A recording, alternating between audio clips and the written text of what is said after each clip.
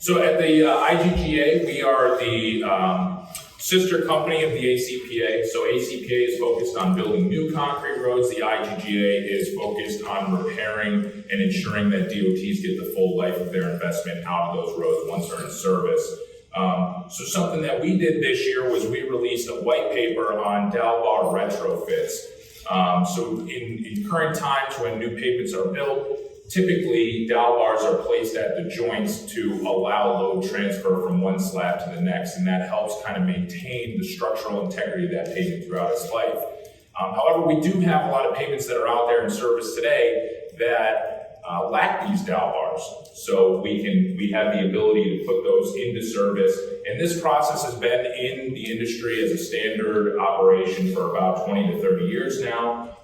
And the state of Washington did significant numbers of dowel bar retrofits on I-90, and they are still in service today. And they did a study about a decade ago to evaluate the condition of those retrofits, and they were still in good condition after 20 years, and again, most of them are still in service, so we're looking at about 30 years of service. So these are nice, long-lasting repairs that help improve the structural capacity of the pavement over time. Wrong direction. So again, this is the white paper that we put out is available on our website at IGGA.net. And we wanted to focus it on the history because of the fact that this is a tool in the toolbox that has been proven effective. So we wanted to highlight that. So what is slab faulting? So this is the repair method for a particular distress in pavements of slab faulting. So slab faulting occurs when you have a lack of load transfer or the deterioration of the subbase underneath slabs. So as vehicles kind of move their weight from one slab to the next, you start to have a rocking action or the loss of support at one slab, and that can create a very uncomfortable ride for the users, and it can have other impacts such as a loss of fuel economy, loss of safety, and things of that nature.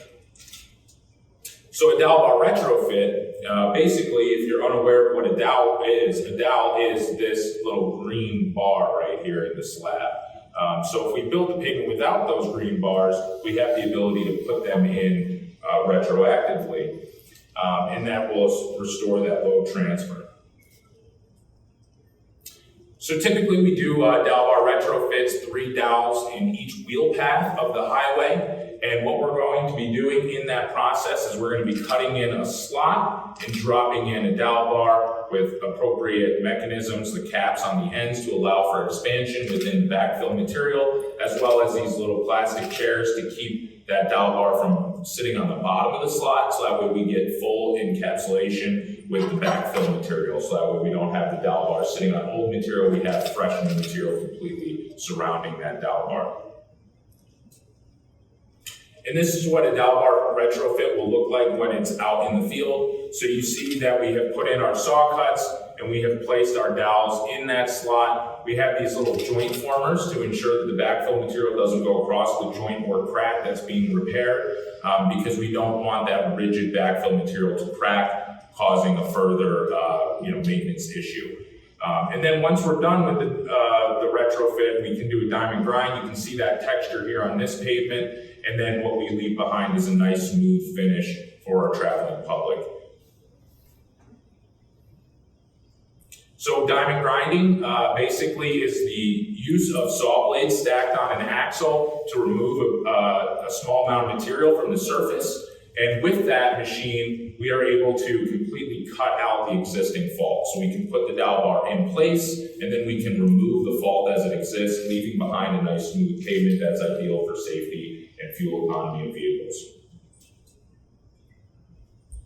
So I have a couple of videos here. This is the same highway section in Wisconsin. This is before the dowel bar retrofit was performed. So you can see that it's a very uncomfortable ride situation.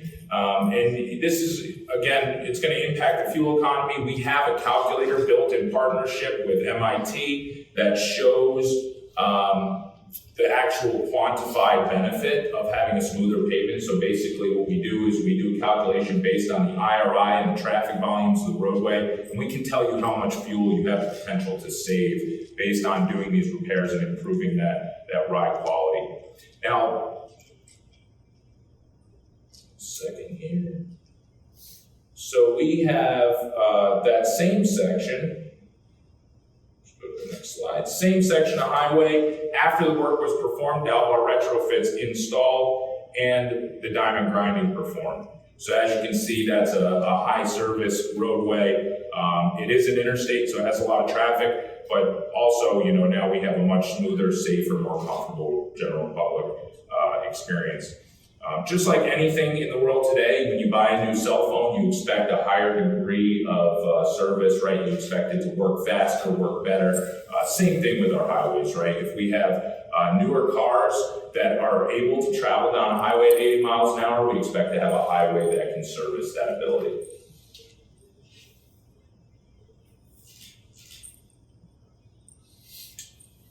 So lastly, just in conclusion, Dowel Retrofit offers engineers the opportunity to target a specific issue rather than overlay an entire highway section. So what we see is the alternative to slab vaulting would be like an asphalt overlay, where you're putting down a significant amount of material, mostly covering good concrete pavement, in exchange for getting a smooth ride at the end, right? So with the Dowel retrofit, you can target the issue and leave that good concrete in service, ultimately impacting the investment of the taxpayers and saving some money on that front. So, and then of course you have that environmental impact as well, using less material and using it in a more targeted fashion. So that's basically all I have. So thank you very much.